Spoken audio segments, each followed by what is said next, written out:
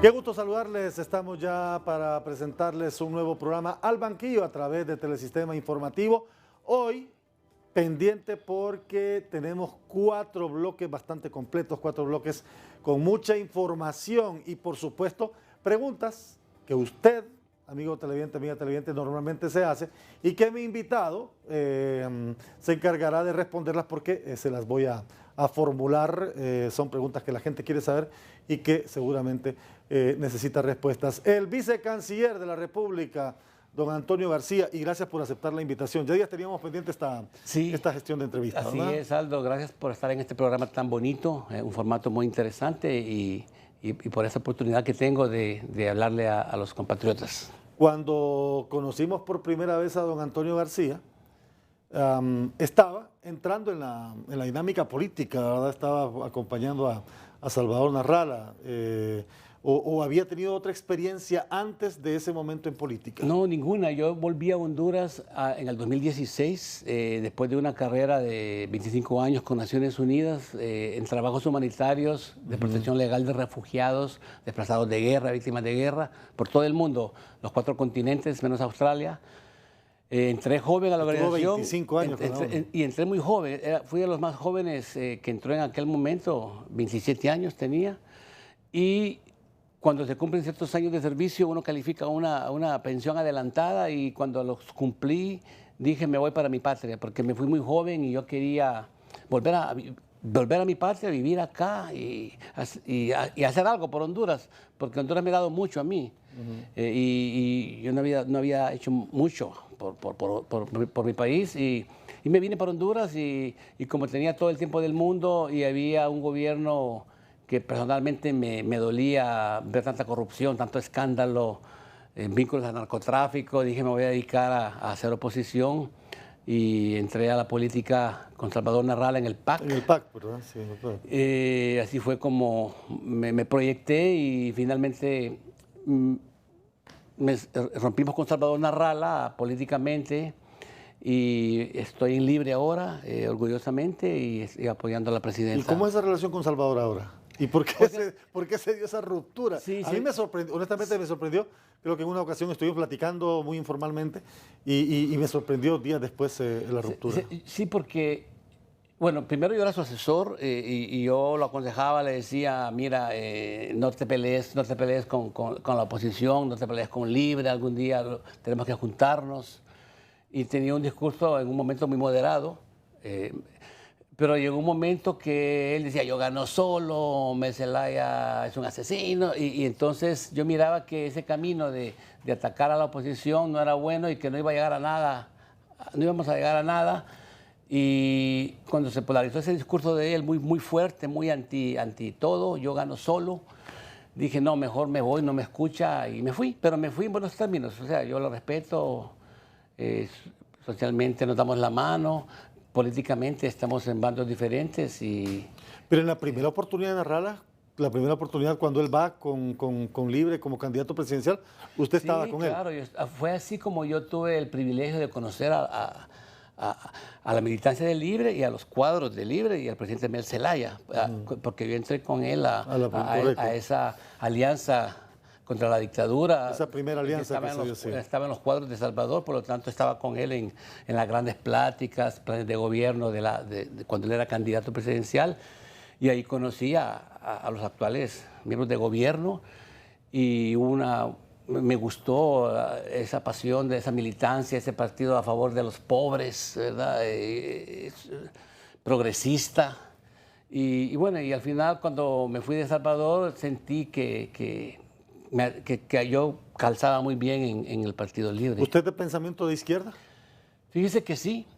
Yo soy un socialdemócrata. Socialismo democrático es muy parecido a la socialdemocracia. Está muy de moda el socialismo democrático. O es socialismo o es democrático, dicen algunos. Pero parece que han encontrado un punto intermedio. Fíjese que no, el socialismo democrático, si usted lo ve en Google, es una doctrina. No, es una doctrina. Es una doctrina. De hecho, conozco y he leído de varios líderes políticos latinoamericanos y europeos que se presentan como socialdemocracia. El gobierno obrero español es socialista democrático. Grecia actualmente tiene un gobierno socialista democrático.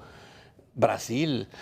Usted tiene que distinguir entre el socialismo democrático y la izquierda cavernaria o el comunismo, o lo que usted quiera, como le quiera llamar, ¿verdad? ¿Usted no es de esa izquierda radical? No, no, yo soy socialista democrático. Yo creo que el gobierno tiene un rol, el Estado tiene un rol de proteger a la sociedad, de promover, obviamente, a los empresarios, porque el empleo lo genera la empresa privada, pero poner ahí límites para que no hayan abusos, que todos paguemos impuestos, que las leyes se hagan a favor de los pobres, de los necesitados. Honduras tiene 70% de pobreza extrema, o sea que el país no está funcionando. O sea, usted y yo estamos bien y la clase media más o menos bien y los ricos, pero el pobre, el hondureño, 7 de 10 hondureños está mal, $1 al día. Entonces el sistema que hemos vivido de derecha no funciona para las mayorías y el socialismo democrático es una visión de país de pensemos y gobernemos para los pobres, levantemos a la población, corrijamos los abusos, controlemos, el Estado protege ciertos bienes nacionales, como por ejemplo las telecomunicaciones, se respeta la propiedad privada, no es comunismo que se nacionaliza todo. Que la gente pasa es que lo pintan mal. La gente le tiene miedo a eso, que la visión del gobierno del cual usted forma parte sea una segunda Cuba, una segunda Nicaragua, una segunda Venezuela, que vayan en esa ruta. No es que la gente le tiene miedo, es que así lo pinta la oposición. Bueno, pero usted escucha a la oposición y dicen que ya somos Cuba, vamos para Cuba. Cada país tiene su sistema y su modelo propio. Modelo cubano es muy de Cuba. El modelo hondureño agarra y tiene su vida propia, agarra las cosas buenas de Brasil, de Cuba, de Chile, obviamente del capitalismo, el respeto a la propiedad privada, es un derecho sagrado de todos. Aquí no se ha nacionalizado nada, ni se piensa nacionalizar. Entonces, el socialismo democrático es una visión progresista, pero aquí la pintan de comunismo, que ya le van a quitar la casa, le van a quitar hasta la pulpería, y esas son falacias. ¿Cuál es el mejor sistema de gobierno para usted? La socialdemocracia, el socialismo democrático. La democracia como tal no funciona. Fíjese que no, el capitalismo puro y duro, el sistema neoliberal, como le llaman también, o un capitalismo despiadado donde es el rico se hace más rico y las leyes son a favor de ellos y el pobre que vea cómo hace, eso nos tiene como estamos ahorita. Un país pobre, yo no sé cómo no ha explotado aquí una revolución por el hambre, por la falta de empleo, de oportunidades. Entonces, esta visión es una visión que se respeta, que la presidenta Xiomara Castro en su campaña habló de socialismo democrático. El Partido Libre se declaró socialista democrático antes de las elecciones. En el plan de gobierno habla de consultas populares, habla de legislar a favor de los pobres, de luchar contra la corrupción. Entonces, no hay sorpresas, aquí todo lo que estamos haciendo está en el plan de gobierno. Y usted como diplomático de carrera, ahora entiendo, y qué bueno que nos cuenta la historia profesional suya, porque quiere decir que el cargo lo conoce, conoce la gestión diplomática, conoce el proceso. ¿Cómo equilibrar un gobierno que entra en esa socialdemocracia, que es tipificado un gobierno de izquierda, que regularmente la izquierda rechaza un poquito esa relación con Estados Unidos? Ahora ya tenemos la cercanía con China, que parece será un aliado importante de este gobierno. ¿Cómo se equilibra eso a nivel diplomático? ¿A usted que le toca estar ahí en ese tipo de relaciones? Le voy a poner 2 ejemplos. AMLO, López Obrador, sí. México, es un gobierno socialista democrático de izquierda. El lenguaje del presidente López Obrador es muy de izquierda. Y sin embargo se lleva muy bien con Estados Unidos. El presidente de Brasil, Lula, también es un gobierno de izquierda. O sea, la izquierda puede vivir y trabajar y cooperar con Estados Unidos. Estados Unidos quiere de nuestro continente que prosperemos. No quiere ver países fracasados, pobres, que la gente tiene que irse. Entonces, la izquierda es un interlocutor de Estados Unidos. Hay países de izquierda, España, hay países en Asia que son de izquierda que se llevan muy bien con Estados Unidos. Entonces, no es cierto que ser izquierda es ser antinorteamericano. Honduras se ha abierto hacia el norte, hacia el sur, hacia el este, hacia el oeste. Nos damos a respetar más, abrimos nuevas oportunidades, pero no es en detrimento de nuestros amigos. Estados Unidos es el socio principal de Honduras. 1,5 millones de hondureños viven allá. el hondureño es pro-norteamericano. Cantamos el Happy Birthday en inglés. Yo he vivido por todo el mundo. Honduras es el único país que cantan el feliz cumpleaños en inglés. O sea, entonces... Una tradición, sí. No, pero es muy tradicional. No, sí, pero de Honduras. Sí, de Honduras. Usted va a aquí México, le cambiaron el himno, la música al himno de poco. Y Colombia no dicen Happy Birthday sí, to you, dicen feliz cumpleaños. Pero lo que le digo yo es que somos afines a Estados Unidos y amigos. Es mi punto. Pero no perdemos nosotros en esa relación al buscar otros aliados que tradicionalmente no son muy cercanos a Estados Unidos. Sí, eso sí. Yo no le voy a venir a hablar acá que Estados Unidos y China son amiguísimos porque no lo son. Compiten por posicionamiento mundial, por mercados, por muchísimas cosas, ¿verdad? Esferas de influencia. Entre ellos tendrán ellos sus intereses muy propios de ellos. Pero Honduras, junto a 182 países, tienen relaciones diplomáticas con China. Las tiene México, Tailandia, Filipinas, que es amigo de Estados Unidos, Alemania, todo el mundo tiene relaciones con China. China es la segunda economía mundial, la fábrica del mundo. Entonces, es una puerta, un universo que Honduras tomó el paso de abrirse, de llegar. Y si usted le pregunta a los empresarios hondureños, han estado viajando, buscando allá contactos y de allá han venido acá. Y los empresarios, esto es bueno para los empresarios, generar empleo, comercio, y es algo muy bueno. Pero siempre está el matiz de la oposición, que nos vamos a hacer comunistas con China, no sé. Pero son discursos pobres, el miedo del comunismo, de que ya rompimos con Estados Unidos. Mira, la presidenta está ahorita en Estados Unidos, va a hacer un viaje que vamos a hablar de ese en el otro bloque, sí. De secretarios de Estado, secretarios de Estados Unidos, con todo el apoyo. Con los Estados Unidos trabajamos a diario en temas de inversión, de visas laborales de trabajo, lucha contra la corrupción. Somos socios, trabajamos, o sea, no hay pleito. Lo que pasa es que nos presentan así, como que somos enemigos de los empresarios de los Estados Unidos, que somos amiguísimos de Cuba y de Nicaragua y que esto se va a caer. Pero son discursos que todos los días usted los escucha, pero que no es cierto. Lo que pasa es que a veces no nos defendemos bien, creo yo. A veces nos falta decirle al pueblo hondureño, mire, esto es política aquí mienten, aquí exageran, aquí manipulan. Pero el gobierno está haciendo muchísimas cosas. La oposición nos pide que en 18 meses hagamos lo que ellos en 12 años no hicieron. Ellos tuvieron 12 años. Nosotros llevamos 18 meses. Y están exigiéndonos resultados que ellos no solamente no hicieron, sino que nos hundieron en pobreza extrema. Honduras es el segundo país más pobre de América Latina. Sí. Estamos mal. Entonces estamos recuperándonos de una narcodictadura, donde el jefe de Estado manejaba la droga. Fíjese que el 911, me estaba diciendo la nueva directora, ponían cámaras en partes de Honduras donde no había mucho tráfico de gente, porque aquí ponen cámaras donde hay mucha gente, pero había partes donde no había mucha gente, las ponían ahí, porque así podían monitorear cuándo pasaba la droga, en qué momento. Era un narcoestado desde la cabeza para abajo y corrupto además. Entonces, salir de eso y una visión de izquierda, socialista democrático, estamos llenos de enemigos. Y a veces los periodistas, no usted, porque usted es muy intelectual, usted analiza, pero hay muchos periodistas que se la creen también. Y no pagamos publicidad. Entonces, cuando no pagamos publicidad, todas las noticias son muy malas. Hay de todo un poco. Hay de todo un poco. Voy a ir a la pausa y vamos a iniciar el siguiente bloque con parte de las declaraciones con las que usted terminó. Gracias. Venimos de regreso con el vicecanciller Antonio García aquí en Al Banquillo. El vicecanciller Antonio García nos acompaña hoy en Al Banquillo, después de la cumbre 77 más China, que se cuestionó, bueno, y que fue ahí donde la presidenta hace el discurso de la consulta popular para ubicar a la población en el sentido si quiere o no un sistema de socialdemocracia.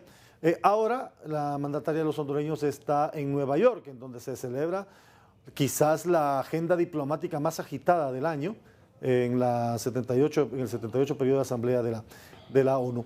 Y hay quienes cuestionan, a propósito de los discursos de la mandataria en estos conclaves, hay quienes cuestionan que se queda mucho en 12 años, que se queda mucho en 12 años, que se queda mucho en el golpe de Estado, que se queda mucho en la narcodictadura, que quiero aclararlo y decirlo acá. Me parece que no se puede obviar el pasado y que se debe castigar el pasado, pero no se deben caer en los mismos errores del pasado. ¿Por qué se sigue cayendo en ese discurso de 12 años del golpe de Estado, de la narcodictadura? Pareciera que eso no los deja avanzar.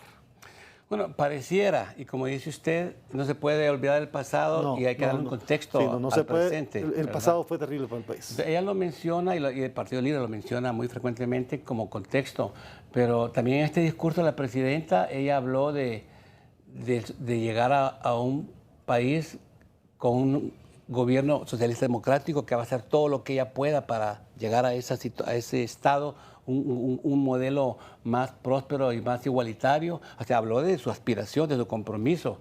Inclusive habló que la consulta popular podría ser un camino para llegar a un nuevo modelo. Que le despertaron las alarmas, ¿verdad? El día de hoy todos los temas era que ya viene la consulta y que viene la cuarta urna, cuando en realidad una consulta es preguntarle a un pueblo, ¿le parece esto? ¿Sí o no? Y se pueden hacer muchísimas preguntas, no solo se puede hacer una. No sé si vio que hasta Álvaro Uribe reaccionó sobre el discurso de la mandataria en Cuba. Mire, consultarle al pueblo es democracia directa, es lo más directo que existe. No hay nada más directo en democracia que preguntarle al soberano, hacerle una pregunta sobre algo. Por ejemplo, si se le hubiera preguntado al hondureño, ¿usted quiere que aprobemos las sedes? Que parte de la soberanía la manejen extranjeros, que hagan sus leyes propias, su policía, su poder judicial.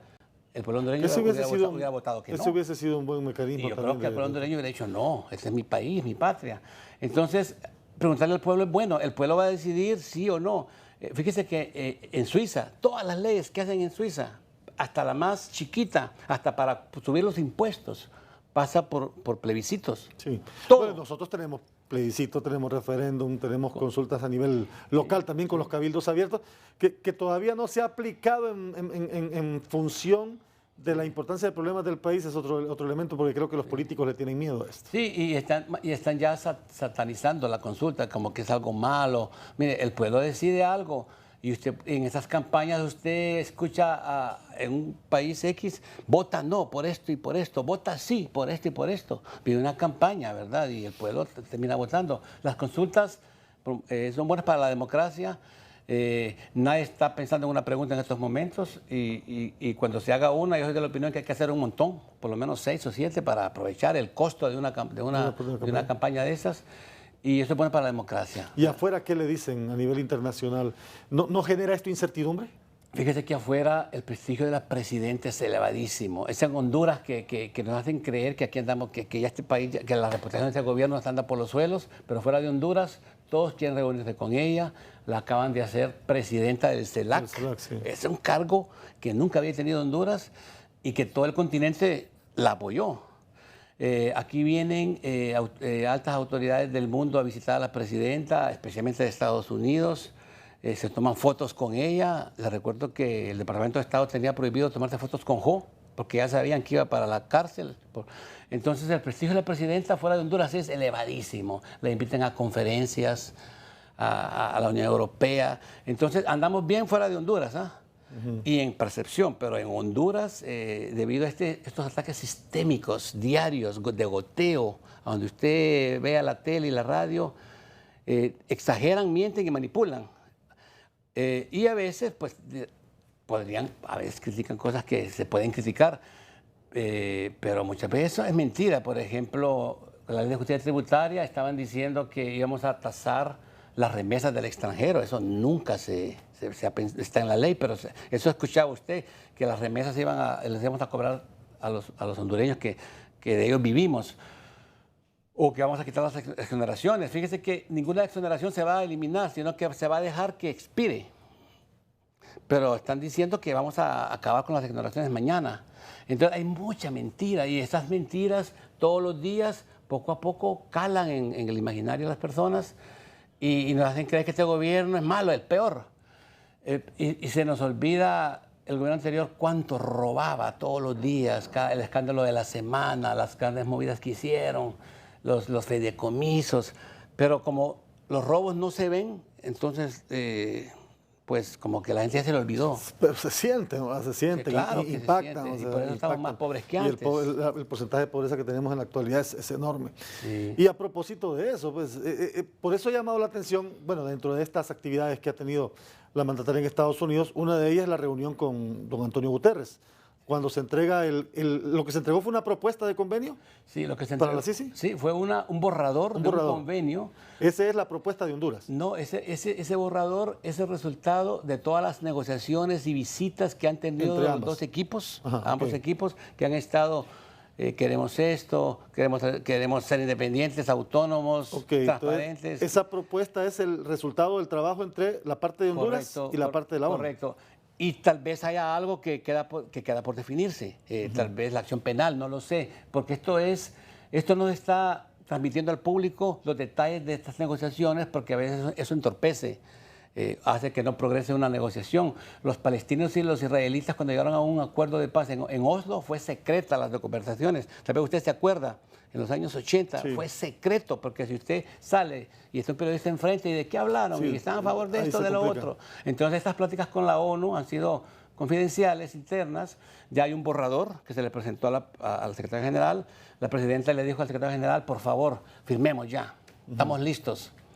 Y la ONU pidió algunas condiciones, un marco legal sólido que pueda trabajar, que las leyes estén ahí a favor de la búsqueda del delito y del castigo, no estas leyes suaves que habían antes, que el fiscal tiene que mandarle al Tribunal Superior de Cuentas primero 3 años que vean si administrativamente se puede arreglar o no, o fiscal con las manos amarrados, o delitos, penas suaves. Entonces la ONU dijo, hagamos un marco fuerte y hay que cambiar ciertas leyes. O sea, Honduras ya dijo, vamos con la CIS, ya no tiene objeciones sobre el proceso. Sí, el borrador que presentamos, ahí está nuestra posición. Yo no lo he visto, así que no le puedo decir si hay un punto que no se acordó entre las partes y que le toca al secretario general y a la presidenta ponerse de acuerdo. Estos detalles no los vamos a saber hasta que se firme. Pero sí, lo que sí le puedo decir es que la presidenta fue a agilizar el proceso. Ya queremos este año firmar, queremos que la CICI venga a trabajar y que ellos trabajen independientemente y que investiguen lo que ellos quieran. La ONU nunca va a venir a Honduras a la medida de este gobierno, lo que querramos nosotros. No van a aceptar, es la ONU. Entonces les he dado a ellos... O sea, que se investigue y hacia atrás. Lo que ellos digan. O sea, no le podemos decir a la ONU, venga, pero no toque a ningún funcionario de este gobierno. No toque al gobierno de Mel, por ejemplo. O del pasado, o del gobierno de Mel. Si decimos eso, la ONU va a decir, no, mejor no vengo. Obvio, obvio. ¿Y no tener un fiscal? ¿Detiene el proceso? Pues detiene, claro que detiene todo, detiene la administración de la justicia. Sin fiscal un país no puede funcionar porque ellos... La CICI tiene que trabajar de cerca con el Ministerio Público. Exactamente, exacto. Entonces, pero uno espera y creería que para entonces se habrá resuelto el problema. Un día de estos va a haber una noticia de última hora. Se acordó que fulano de tal será el fiscal general y lo vamos a tener. Esas pláticas se han prolongado bastante, pero... tiene que hacerse una resolución. ¿Usted como vicecanciller garantiza que sí tendremos la CICI en el país? Sí, yo creo, mira, a no ser que en el Congreso Nacional, porque acuérdese usted que el convenio lo firma la presidenta. Pero lo avala el Congreso. Y lo ratifica el Congreso. Y si ahí los diputados nacionalistas, que son los más preocupados, porque son los cuyo partido estuvo 12 años haciendo muchos actos de corrupción, si ahí lo matan, lo bloquean y sacan excusas inventadas, que este convenio está a la medida de libre, por ejemplo, por decirle algo. Ahí vamos a ver el Congreso Nacional, si está con el pueblo, si quiere que venga la ONU a ayudarnos a luchar contra la corrupción, o si se van a inventar excusas y no lo van a aprobar. Recuérdese usted que fue el Congreso que sacó a la Maxi. Sí, fueron ellos que la sacaron y la Maxi estaba trabajando bien. Y estaba trabajando bien en aquel momento y la sacaron. Ellos no quieren que venga. Creo que ahí se detiene gran parte del proceso anticorrupción en Honduras. Ellos no quieren que venga porque dice va a venir la justicia independiente, científica, técnica, a buscar a los delincuentes, a buscar el delito. Y no voy a poder decir que es persecución política. Porque si la ONU dice usted es un ladrón y se robó en este contrato, en este fideicomiso tanto, no pueden decir que es el fiscal del gobierno que lo quiere meter preso por opositor político, persecución política, que es la frase de los corruptos. Entonces, por eso queremos que venga la ONU a trabajar, a limpiar, a sentar un precedente, a fortalecer el sistema de justicia de Honduras y que en el futuro los gobernantes y los funcionarios tengan miedo, tengamos miedo que esto no es eterno y que el que mete la mano será castigado. Actualmente un ministro que meta las manos, la presidenta va a tomar acción sin la CICI. Eso debería de ser así, ¿verdad? Eso debería de ser. Aún sin tener un organismo internacional, claro. Que el funcionario actúe con ética y que piense en función de servidor público y no de servidor público. Y que sea castigado, que meta las manos, ejemplarmente castigado. Voy a ir a la pausa y regresamos en breve dialogando con el vicecanciller Antonio García aquí en Al Banquillo. Un interesante diálogo sostenemos con el vicecanciller Antonio García hoy en Al Banquillo a través de Telesistema Informativo. Bueno, yo me sorprendo,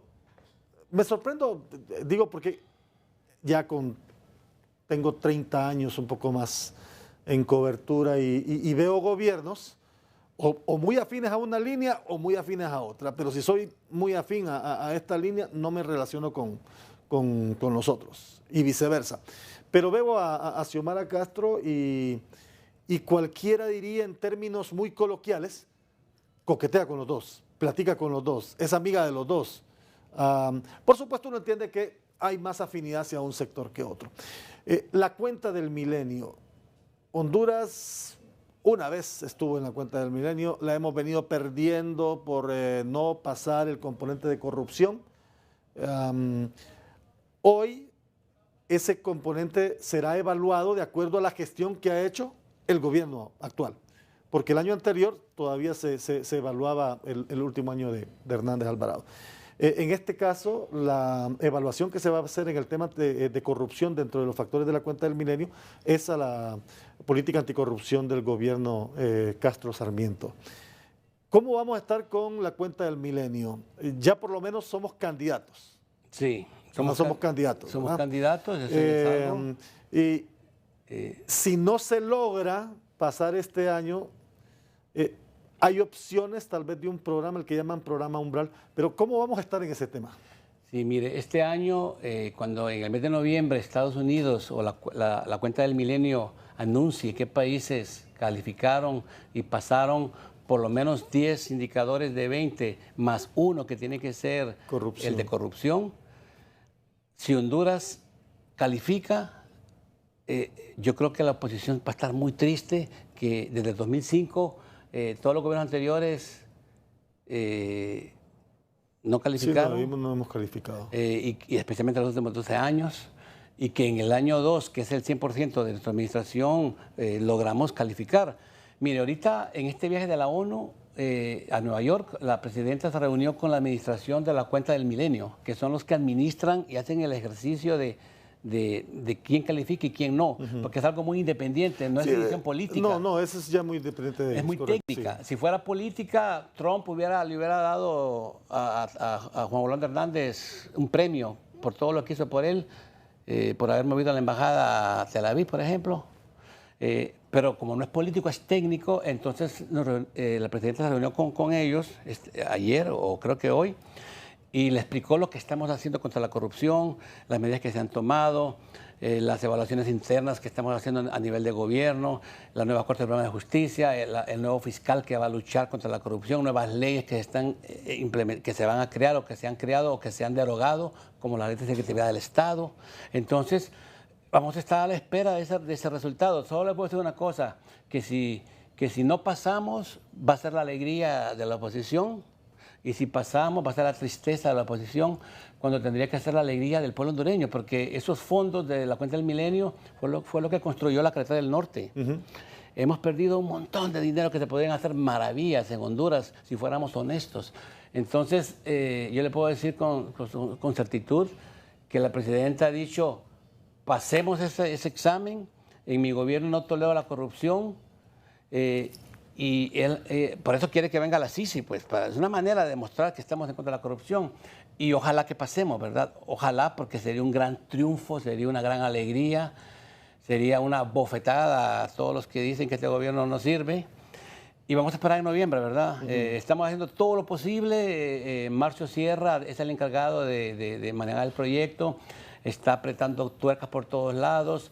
En el Congreso, con el presidente Luis Redondo, se van a reformar, modificar muchas leyes, la CICE nos ha pedido ciertas líneas y estamos haciendo todo lo que se puede hacer para pasar el examen y porque Honduras se lo merece. Escuché al señor Sierra hablar de ese programa Umbral.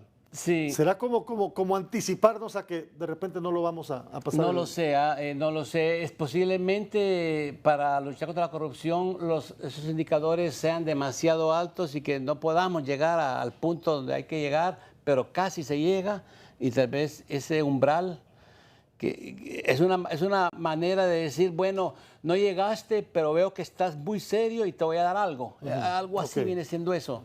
Ojalá que lleguemos a si llegamos a ese punto, se demuestra que ellos ven nuestra buena voluntad, porque no se lo van a regalar a nadie, ¿verdad?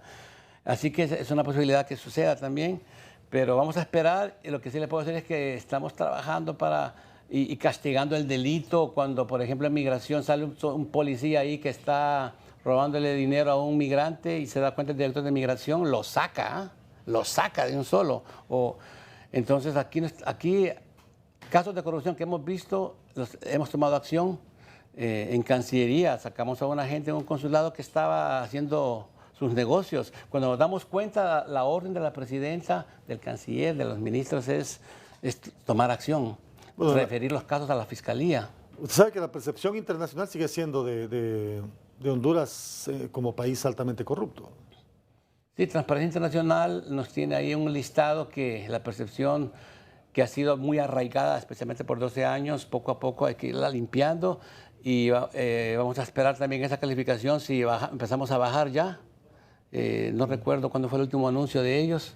El año anterior. Creo que nos mantuvimos, sí, ¿verdad? Sí, se mantuvo en el nivel de altamente corrupto. Sí. Sí, pero en el punto que estábamos creo que no subimos. No subimos. No subimos, no bajamos, pero hay que bajar, hay que bajar. Se mantuvo, pero hay que bajar más. Dependerá cuando la gente evalúa la relación de Honduras con Estados Unidos y mira que hay reuniones de alto nivel, que por ejemplo ya vamos a hablar de lo que va a pasar el fin de semana en la visita que hará ella con secretarios de Estado de los Estados Unidos, pero se percibe aquí internamente cierta tirantez con la embajadora, incluso con algunos reclamos públicos que ha hecho el canciller a la embajadora por algunos temas que la señora Dugu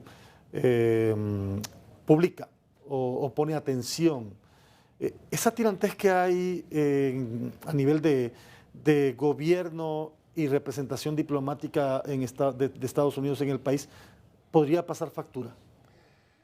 Yo creo que el nuevo gobierno es muy diferente a los anteriores y tenemos muchos ministros jóvenes y pasionales y de izquierda, como por ejemplo demasiado pasionales, diría. Como Ricardo Salgado. Algunos demasiado pasionales, sí. ¿verdad? Entonces ellos a veces ponen sus tweets ahí un poquito fuertecitos, ¿verdad? Que es la opinión de ellos, pero como son ministros, se puede interpretar como que fuera... Bueno, el último enfrentamiento con la embajadora fue bastante fuerte porque le cayeron casi todos. Sí,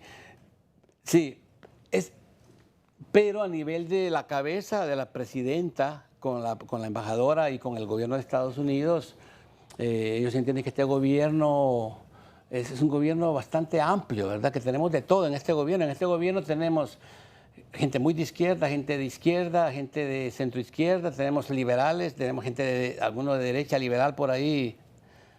Hay de todo. Entonces, nosotros le decimos a Estados Unidos, aquí hay de todo, lo que importa es lo que la presidenta dice, y para la presidenta Estados Unidos es un socio importantísimo, son nuestros amigos, estamos bien. Nos fuimos a abrir nuevos mercados con China por razones de desarrollo, no porque no queremos ser amigos de Estados Unidos.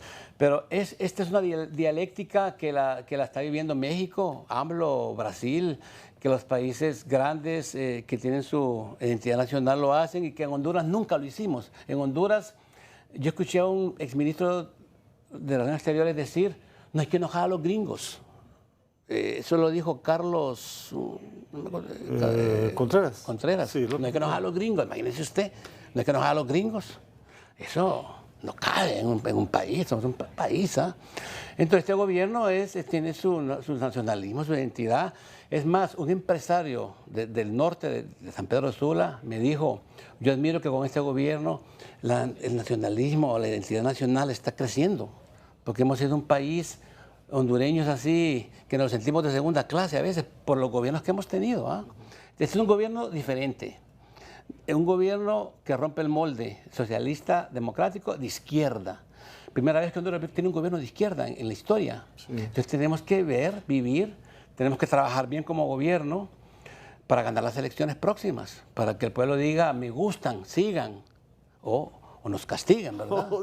O no me gusta. O nos sigan. Pero esta es la democracia. Sí, es el juego de la democracia. Claro, pero aquí la ponen como que esto ya se acabó, ¿verdad? Y no es así. La presidenta va el viernes a McAllen, Texas. Visitará. ¿El nombre correcto cuál es? ¿Centro de recepción? Es un centro de procesamiento. Es que existen dos centros. Cuando un niño o un grupo de migrantes es interceptado en la frontera, primero va a un lugar de 48 horas que está muy cerca de la frontera. Ahí los procesan, su identificación, de dónde es, etc.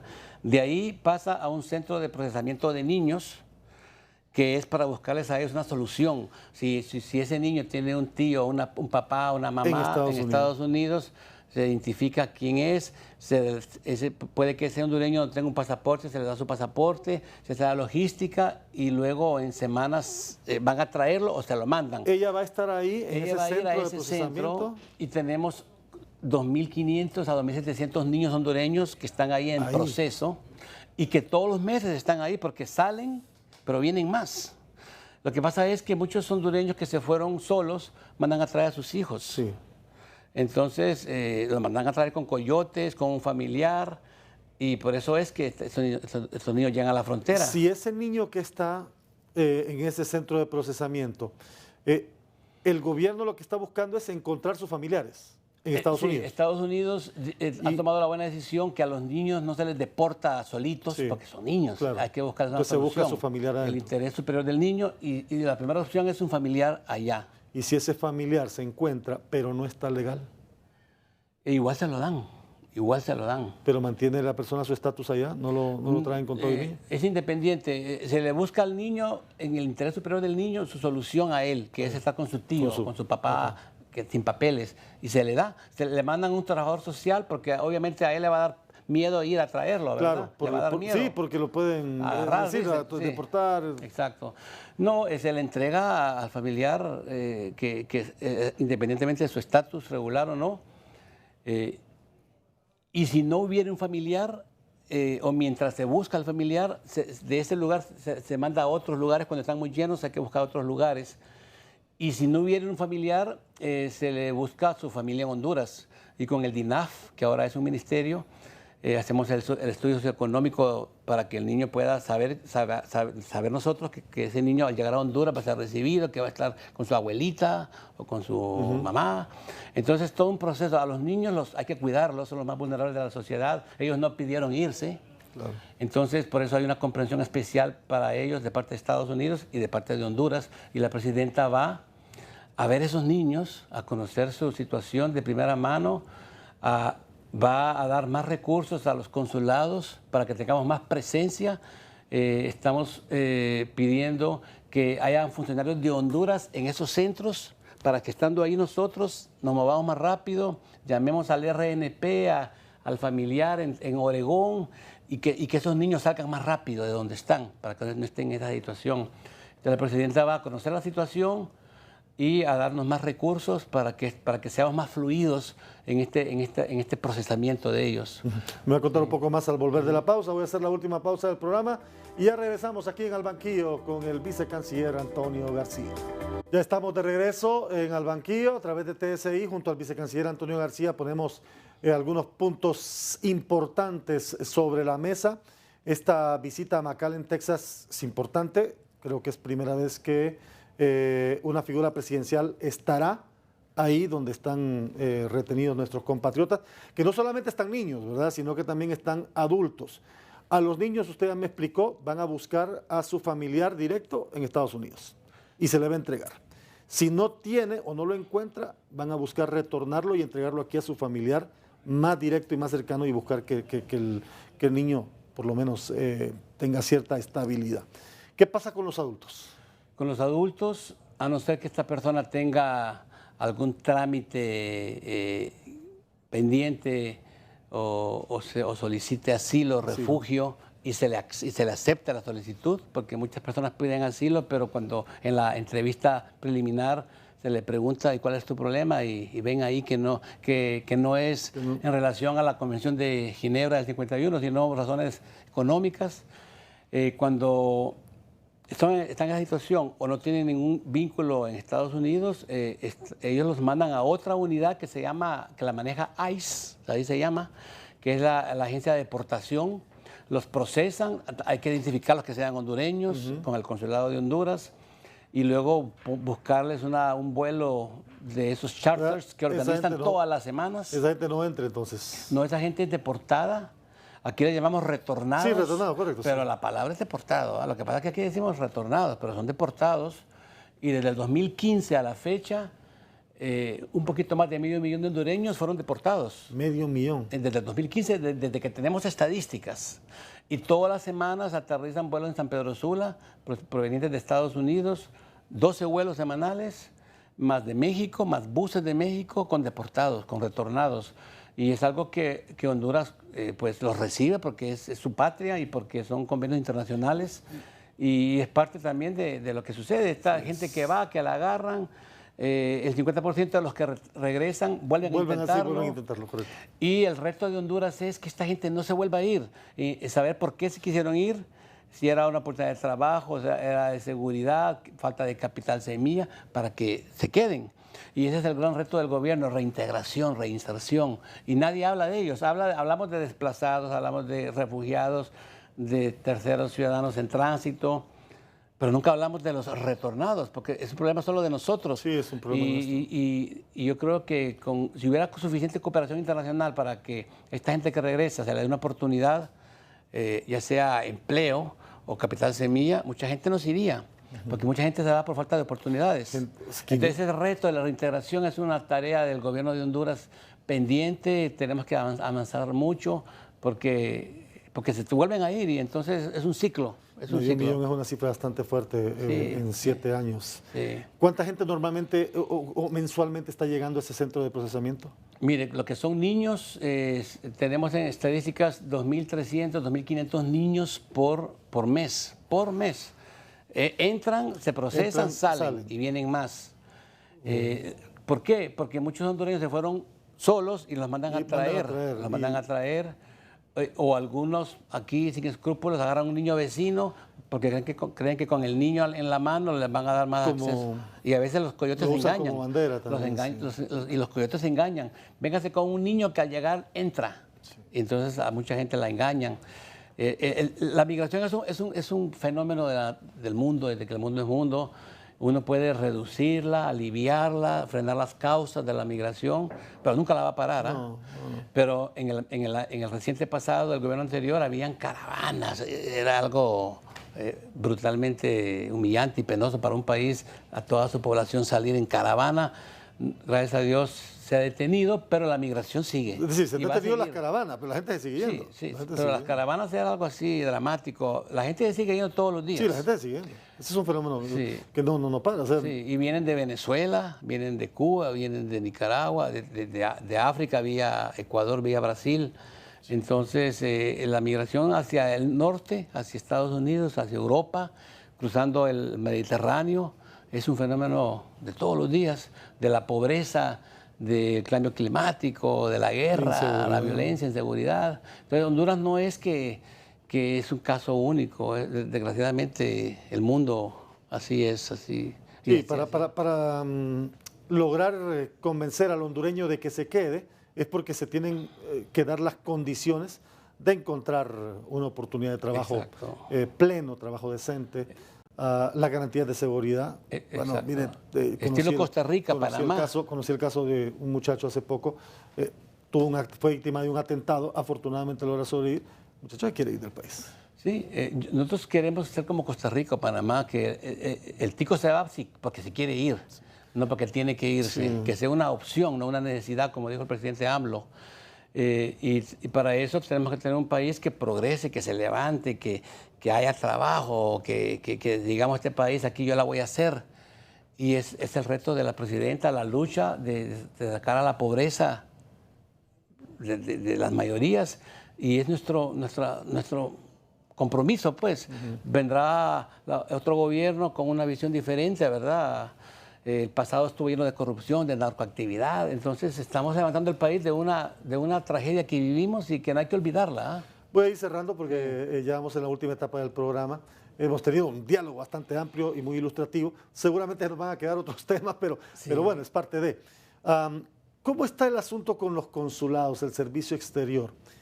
Los cuestionamientos de que el servicio exterior son un premio para cierta gente, son un premio para activistas, para familiares de activistas, para personajes en retiro de su vida profesional o en sus últimos años.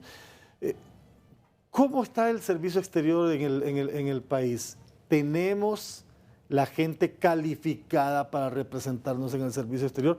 ¿O se está trabajando igual por amiguismo, por familiaridad, por cercanía? Bueno, hay de todo un poco, ¿verdad? Hay de todo un poco, no podemos decir. Es bien complicado el tema. Antes a los militares que cuando ya salían del gobierno los mandaban de agregados.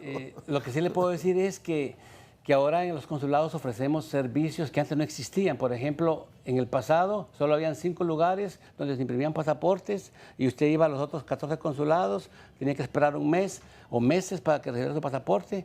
Ahora en todos los consulados de Honduras se imprimen los pasaportes el mismo día que usted llega y eso hace que llegue más gente, mucha más gente. Antes usted no se podía enrolar en los consulados de Honduras. No se podía. Ahora el enrolamiento es de todos los días, entonces la gente llega a enrolarse. Entonces cuando tenemos más gente que llega, el servicio que tenemos, el manpower, los empleados, no dan abasto. Y eso produce frustración, molestias, que hice mi cita, que tengo que esperarme 3 meses. Entonces tenemos que aumentar los recursos porque estamos siendo víctimas del éxito. O sea, si no hiciéramos pasaportes en todos los lugares, ni enrolamiento, no habría gente en los consulados, iría poca, sería como fue antes. Pero estamos dando un servicio que antes no existía. Ahora los cuerpos que fallecen de 8 a 12 semanas están en su casa, en su país. Antes se tardaban 1 año o a veces les pagaban, supuestamente les pagaban a las funerarias, pero se quedaban con el dinero los funcionarios. Y los cuerpos no llegaban. Entonces, estamos mejor, mucho mejor, pero no, obviamente hay quejas todavía. Claro. Hay muchas quejas, pero es porque tenemos que hacer más consulados, tenemos que dar más recursos. Todavía tenemos consulados donde no hay un auto del consulado, sino que porque el cónsul tiene carro, anda en carro, si no andaría en bus. O sea, tenemos que trabajar, la presidenta está consciente, este viaje a Estados Unidos le va a dar ya más elementos, el canciller está muy consciente, y nosotros esperamos el año próximo tener un servicio a la altura de lo que el pueblo, de lo que la diáspora espera de nosotros, porque de este gobierno esperan mucho, todos, y nos falta, pero yo sé que vamos a salir adelante, vamos a hacer consulados móviles en las ciudades donde no hay consulados, salir a Estados Unidos. Ya fuimos a Palestina, donde nunca había habido un consulado móvil. Fuimos a Gran Caimán, donde viven 10,000 hondureños, Belice, el norte de México, y tenemos planes, y la presidencia está comprometida a que el servicio consular esté a la altura. No hemos llegado ahí, pero vamos a llegar. Un poquito de paciencia, no vamos a fallarles.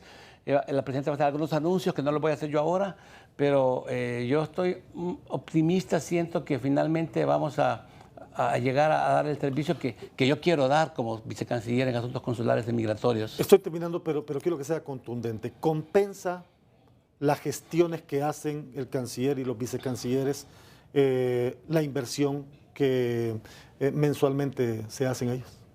En cuanto a números, compensa grandemente porque le voy a decir que solo emitir pasaportes le dan al Estado de Honduras $17 millones al año.